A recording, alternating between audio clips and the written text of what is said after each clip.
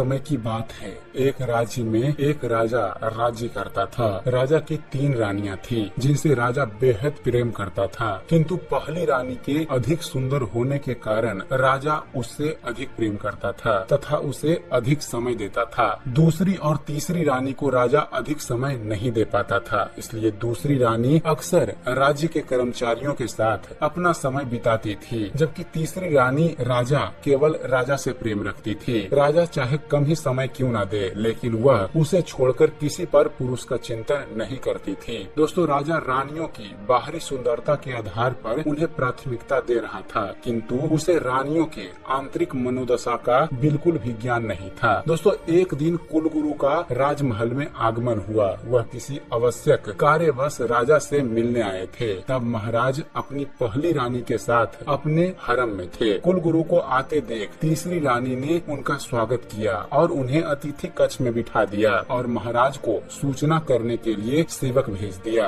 रानी की उदासीनता को देख कुलगुरु ने पूछ लिया, क्या बात है बेटी, तुम उदास क्यों हो? रानी बेचारी कुछ न बोल सकी और उठकर वहाँ से चल दी। तभी वहाँ खड़ी एक सेविका सामने आई और बोली, गुरुदेव की आज्ञा हो तो मैं कुछ कहूँ। कुलगुरु ने संकेत से स्वीकृति दे दी। सेविका बोली, गुरुदेव, आपको तो पता है महाराज की 3 रानियां हैं, लेकिन महाराज अपना ज्यादातर समय पहली रानी के साथ ही बिताते हैं। उनकी इस उपेक्षा के कारण मझली रानी ने तो मन बहलाने के दूसरे साधन खोज लिए, लेकिन छोटी रानी महाराज से ही प्रेम करती हैं, इसलिए चुपचाप उपेक्षा भी सह लेती हैं। सेविका की यह बात सुनकर कुलगुरु सारा माजरा समझ गए। इतने में राजा भी वहाँ आ गया। राजा ने कुलगुरु को प्रणाम किया और आसन ग्रहण किया। कुलगुरु बोले, राजन, मुझे लगता है आपके जीवन में एक महत्वपूर्ण अध्याय सीखना बाकी रह गया है। राजा बोला, यदि आपको लगता है गुरुदेव तो मैं अवश्य सीखूंगा, बताइए वह अध्याय क्या है? तब कुलगुरु बोले, राजन, प्रत्येक वस्तु और व्यक्ति का जीवन में अपना महत्व होता है। प्रत्येक व्यक्ति जो आपके जीवन में है इस राज्य से जुड़ा हुआ है। वह आपसे कुछ अपेक्षाएं रखता है और उसकी अपेक्षाओं को पूरा करना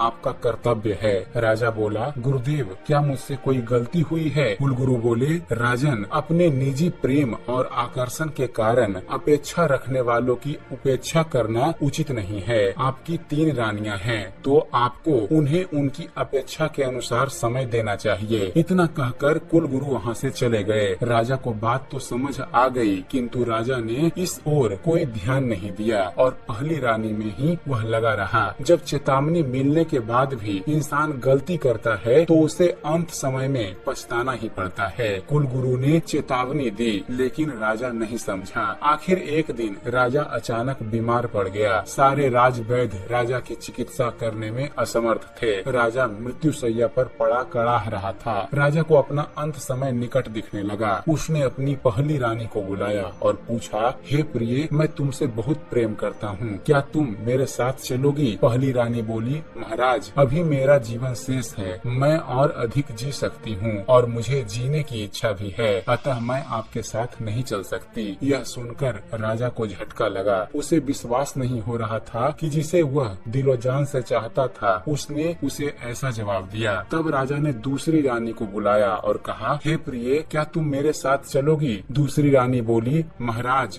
जीते जी तो आप बड़ी रानी से चिपके रहे और अब मरते वक्त मुझे साथ चलने को बोल रहे हैं। माफ कीजिएगा महाराज, मैं तो आपके मरने के बाद दूसरी शादी करूंगी और सुख से रहूंगी। यह सुनकर राजा को बड़ा दुख हुआ, किंतु मरता क्या न करता। 2 रानियों के जवाब से वह इतना निराश हो गया कि उसने तीसरी रानी से कुछ पूछा ही नहीं। लेकिन छोटी रानी पर्दे की आड़ में खड़ी सब सुन रही थी। वह बिना बुलाए महाराज के पास आई और आंसू बहाते हुए बोली, महाराज, मैं चलूंगी आपके साथ। यह सुनकर राजा फूट फूट कर रोने लगा। जिसे मैंने कभी दिल से चाहा ही नहीं, वो मेरे साथ मरने को तैयार है। अब उसे कुलगुरु की वो बात याद आई जो उन्होंने कही थी, अपने निजी प्रेम और आकर्षण के कारण अपेक्षा रखने वालों की उपेक्षा करना उचित नहीं है। अब राजा को प्रेम का असली मतलब समझ में आ गया था। तभी कुलगुरु एक वैद्य को लेकर आए। उन वैद्य जी की चिकित्सा से राजा ठीक हो गया। अब राजा के जीवन में पहला स्थान छोटी रानी का था। दोस्तों, हम सबको इस कहानी से बड़ी ही महत्वपूर्ण शिक्षा मिलती है। अहमियत उन्हीं को दो जो उसकी अपेक्षा रखते हैं। प्रेम उनसे मत करो जिन्हें आप पसंद करते हो, बल्कि प्रेम उनसे करो जो आपको पसंद करते हैं। तो उम्मीद करते हैं फ्रेंड्स आप सभी को हमारा ये वीडियो पसंद आया होगा।